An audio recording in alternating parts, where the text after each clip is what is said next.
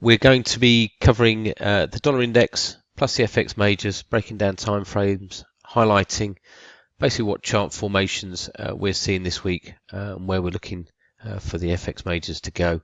So as always, we're going to start off with the dollar index daily chart. Here we believe we've finished an Elliott wave bullish count. We've then had a choppy free wave corrective move to the downside, and then likewise a choppy free wave corrective move to the upside. We have got a topping formation. We've got an evening star pattern, a free candle formation at the top. This does sometimes highlight the end of a trend. We've obviously seen some quite aggressive turnarounds in euro dollar, sterling dollar.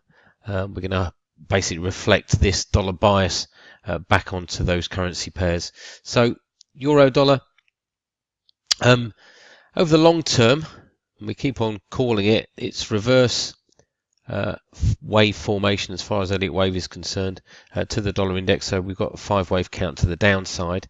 We've then got choppy and mixed price action really for how many weeks now? Let's have a look. If I can get my cursor to work. About 22 weeks. So it's now looking like we're going to form a double bottom formation, or levels close to 113, the figure of finding buyers. What we still like about this is an AB equals CD formation. Now takes the pair up to 118.10. Our bespoke resistance is at 118.40. So again, room for a next corrective, choppy, free wave pattern to the upside. If we break down into shorter time frames, just going to show the daily chart here and how complex we believe this move is. So this is the ABC and then down, and these are inside waves basically for what we believe is now the BC leg. So A to B, B to C, and then up in C to D. Decent candle formation from Thursday. Rallies got sold into. We've got Marubozu level, which is the midpoint from open and close, around about 113.60.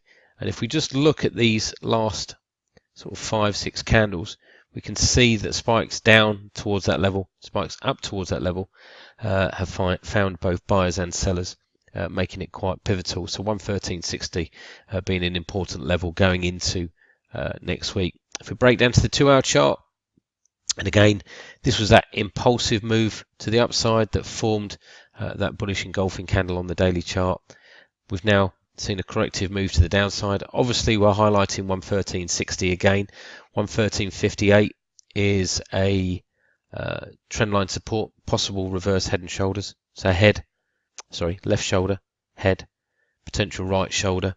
We've also got a 61.8% pullback level, Fibonacci pullback level of that first rally at 113.61. So scope for some downside movement at the beginning of the week, but again we're looking for it to be limited. Obviously, to confirm a reverse head and shoulders formation, we're going to have to break through this trend of higher highs coming in around about 114.60. So our preferred trade, obviously, at the beginning of next week is to buy dips around about 113.60. If we go to cable, and again we're looking on the weekly chart for this AB CD corrective move to the upside. If we break down to this time frame, again reasons not to really sort of buy into the high trade. I don't think that the sell-off or the correction lower in cable is going to be very strong again on Monday. We've got a 38.2% pullback level of the last rally coming in at 129.09. We've got bespoke support coming in at 129.10. If we just move to the side, we can see a previous support level here coming in at 129.20. So I think limited corrective movement, again, maybe early on Monday or even on the Sunday open. But we're definitely looking to buy into dips next week for a more aggressive move to the upside for sterling dollar. Dollar Swiss, again, it's not going with the flow, if you like, of the dollar index, but we do have some interesting chart formations now. We got a bearish evening doji star pattern on the 4-hour chart from last week's high. We then broke the trend of higher lows, but that dip was bought into at 99.68, and we've moved and corrected higher. Now, similar, or the opposite, I should say, of euro dollar, is that we're expecting rallies to be sold into. What's interesting here is that on the intraday chart we've got what we call a DMARC 13 count, and that often indicates the end of a trend.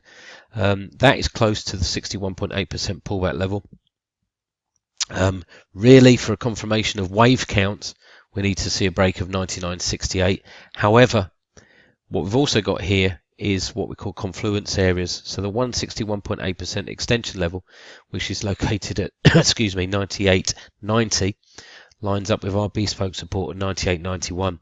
Furthermore, the 261.8% extension level, which is 97.62, lines up with the daily Ishimoku cloud. So we've got reasons to stall bounce at both of those quite dominant Fibonacci levels. So we're looking for limited buying in dollar Swiss at the beginning of next week. Obviously, this call gets taken off, if you like, if we see a breach of the previous high, which is coming in at 10095, because those wave counts will then be irrelevant. Dollar yen. Now, we warned last week that we thought that even though we've got an evening doji star formation, which sometimes highlights the top of a trend on the weekly chart, when we saw this dip bar and we saw some divergence on the intraday chart, and we called for a scope for a higher correction is probably how we should put it. Again, on this daily chart, we've got a 12 plus, so that's a DMARC 12 plus. So it's highlighting that basically there is still scope for a higher correction here, but again, it should be limited. I think that Monday of this week, we're probably going to see another positive day in dollar yen, but then that's probably going to be it. I doubt it if we're going to see a breach of this high again at 114.53. What we like about this, again, wave pattern projection, is that we've got the 161.8% extension level at 109.40, and we've got our bespoke support at 109.60. If we break down to a shorter time frame, this highlights the divergence we were talking about last week. 5 wave count, not the prettiest wave count to the downside, and then this input, and it has to be said, quite an impulsive recovery in dollar yen. Seeing a confluence area, so we've got a 127.2% extension of this rally at 113.93, and we've got a 78.6% pullback of this decline at 113.87. So that sort of 6 pip wide confluence area, I think is looking quite attractive for a selling opportunity in dollar yen next week. Like I said, if we do move higher on Monday, then the likelihood is that we will complete a dollar yen daily DMARC 13, and like I said, they do sometimes highlight the top of a trend. So scope for buying, mild buying, I think, to sell into. Dollar CAD, again, quite like this. The Fibonacci confluence areas are sort of quite decent. 129.74 is near a previous swing low. We still think we're in a ending wedge pattern. A decent reversal to the upside after an impulsive move lower. Again, the scope for a bit more of an upside correction with the intraday chart only posting a 12 plus as far as DMARC is concerned. So I think sort of 131.40, 131.50 is going to be a decent sort of topside area at the beginning of next week. Aussie dollar. Bullish outside day, and managed to have quite a decent projection from that bullish outside day after 3 days of consolidation, but a decent move to the upside. I just want to go to the intraday chart first here and highlight something. Bespoke resistance at 72.71, 261.8% extension at 72.86. However, this resistance area isn't that strong, and in fact we've got a 423.6 extension at 74.49. Commodity currencies have a tendency to overextend and run to this Fibonacci level. So I think the scope to get up towards here, and the reason why I'm highlighting that is if I go back to the daily chart, I've got support here. Really, they've got pretty weak resistance here and strong resistance up here at 74.30, which lines up pretty much with that 4-hour 423.6% extension level. So like I said, bullish outside day, some bullish divergence. Bespoke support going into next week, 71.25, dip buying opportunity perhaps for the next move to the upside, and then I'd expect probably quite a prolonged period of consolidation to match this stagnated price action going back to sort of July, August of this year. Euro sterling, we got the retest of the general breakout at 89.12. We've now seen a bearish outside candle posted on the weekly chart. It's a good continuation candle formation. It should lead to further losses. If we go to the 4-hour chart, that's that impulsive move to the downside.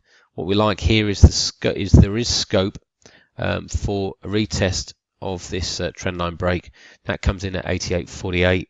Bespoke resistance at 88.35. Again, a decent zone, we believe, to sort of get short at the beginning of next week. Stops placed around about this level. Going back to the higher time frame, this, if Elliott wave is to believed, or this Elliott wave count is to believe, if this is 1, 2, we should now see an impulsive move to the downside with 81.95 looking quite attractive.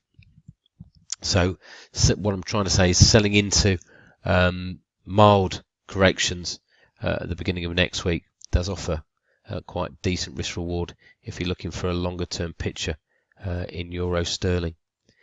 Euro yen, I'm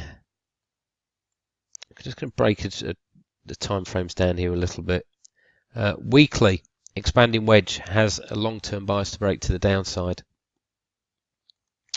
If we go to the monthly chart, you can see a Marubozu, or a very strong bearish engulfing candle here with levels up towards the Marubozu continually finding sellers. So I don't believe that the long-term picture has flipped to the upside in euro yen, and I think we're going to see some pretty choppy price action next week.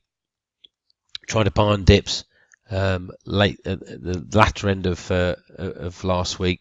It didn't happen. We've now got support at 128.54, but I think quite interesting is the fact that we've got bespoke resistance at 129.47. That lines up with an ABCD corrective formation, and DMARC, going back to DMARC again, is posting a 12 plus on the intraday time frame. So yes, I think the scope for further upside pressure at the beginning of the week, but it could also be limited. And what we've also got to remember as well, just to wrap this this video presentation up, is that the long-term picture, we must remember in the back of our head for euro dollar, is still to the downside.